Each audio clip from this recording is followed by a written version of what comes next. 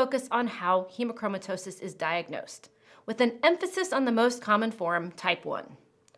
So the first step is to take blood tests and look for iron markers in the blood. Second, if those numbers look like they might be pointing to some sort of excess iron, then a genetic test is done to look for the common HFE genetic changes that cause hemochromatosis. For many people, once the genes come back as showing hereditary hemochromatosis, nothing more is needed to determine a diagnosis. Less frequently, additional tests might be done to evaluate the health of the liver and other organs, including a CT scan, MRI, or liver biopsy. In reality, however, the process of diagnosis is not always this systematic and ordered. Different patients often find out in different ways. Sometimes it's from blood work or tests done for another reason entirely. Sometimes it's because a family member found out they have it, and so now you know to get tested. Or maybe it's because you did one of those take-home genetic tests to learn about your family ancestry, and you incidentally find out that you have the genetics for iron overload. There are a lot of different ways to end up at the diagnosis, that's for sure. The classic diagnosis of hemochromatosis is someone with 2 copies of C282Y, elevated ferritin, and elevated transferrin saturation. But what if you don't fit that classic definition? Many people don't. When it comes to diagnosing hemochromatosis and any iron overload, there are 3 main issues we've seen over and over. Those issues are underdiagnosis, unclear diagnosis, and overdiagnosis. The first issue is underdiagnosis and a general lack of awareness of the condition. There is a vast but silent majority of undiagnosed patients. It is without doubt the most common condition you have never heard of. How many of you have had the experience of telling someone that you have hemochromatosis and they look at you as if you have just invented a new word? How many of you had that experience yourself when you first found out about the condition? For something as prevalent and common as hereditary hemochromatosis actually is, remarkably few people know that iron overload even exists or that it's something that happens with any sort of regularity. And this goes for medical professionals as well. We've had several encounters with fellow healthcare professionals that illustrate this point. The first was when we were attending a dinner party at a friend's house. We met a nurse with 20 years experience. She was clearly a caring, intelligent practitioner. We got to talking and told her about our work with hemochromatosis, and she asked, "What's that? I've never heard of it." She works in primary care at a VA hospital with many people in the age range of those most likely to develop iron overload symptoms. And not only is the condition not something she thinks of first, it's something she's never heard of at all. A few weeks later, we were speaking with a very experienced and knowledgeable primary care physician, one we highly respect. We mentioned our work with hemochromatosis, and she said, "Oh, well, that's a very rare condition."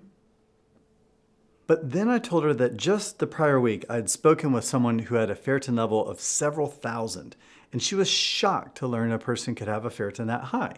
So here we have 2 intelligent, caring medical professionals who either don't know about the condition at all or have a perception that it's so rare that it's not going to be one of the first things they think about when a patient complains of fatigue or joint pain.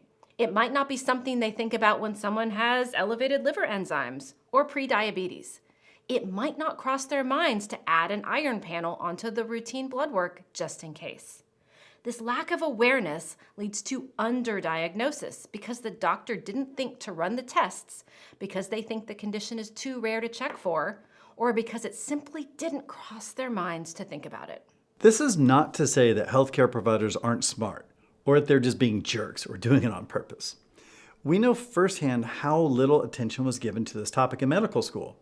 The truth is, even when we were in medical school in the early 2000s, hemochromatosis was not a big part of the standard medical education. It was one of those random conditions that appeared in 1 or 2 slides in one lecture. We too were taught it was an incredibly rare condition.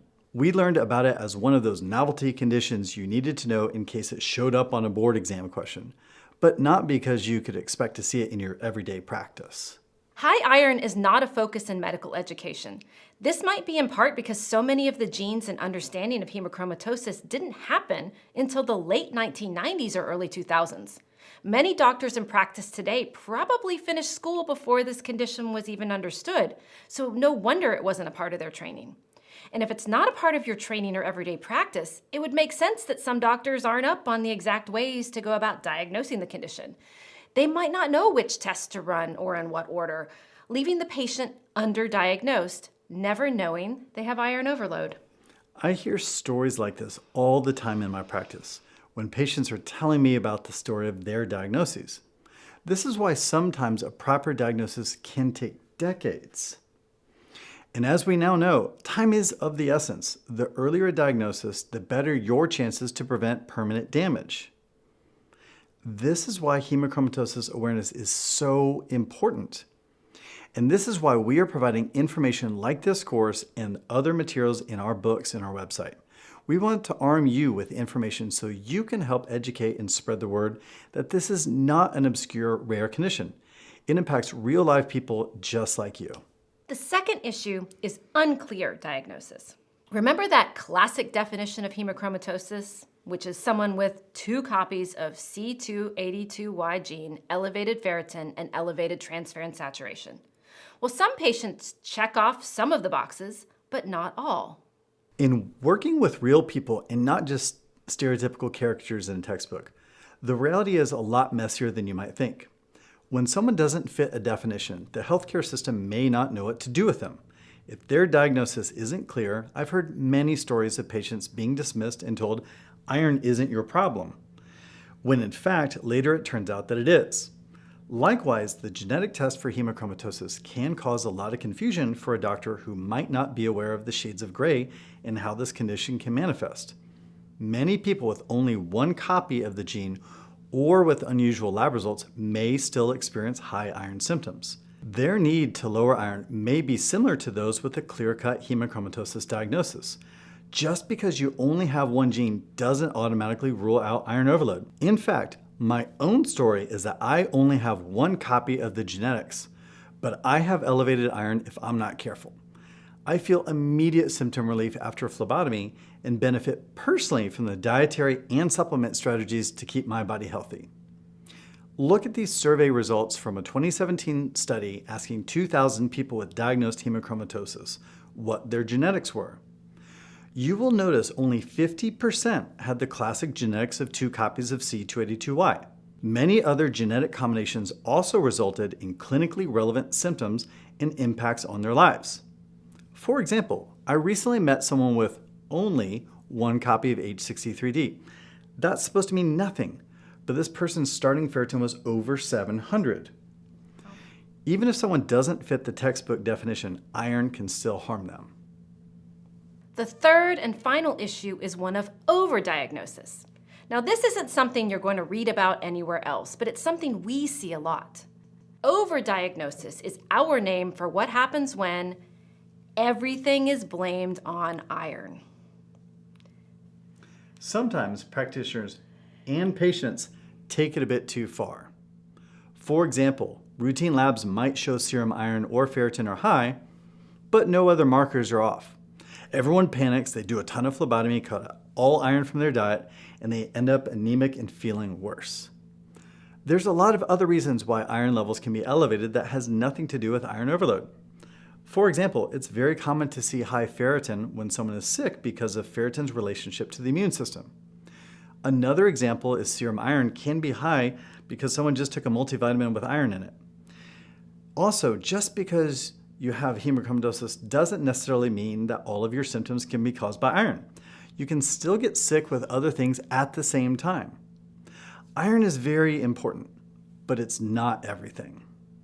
Now that we've talked about the 3 issues seen with diagnosis, we wanted to come back and remind you why this course and this particular lesson is so important.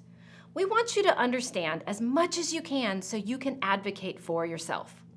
If you feel underdiagnosed, speak up. Don't stop until someone listens to you.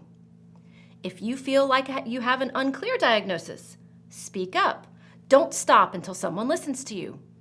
And at the same time, check in with yourself and make sure you're not taking it too far. iron might not be your sole enemy. Be patient with yourself and others and try to find the balance that's unique to you.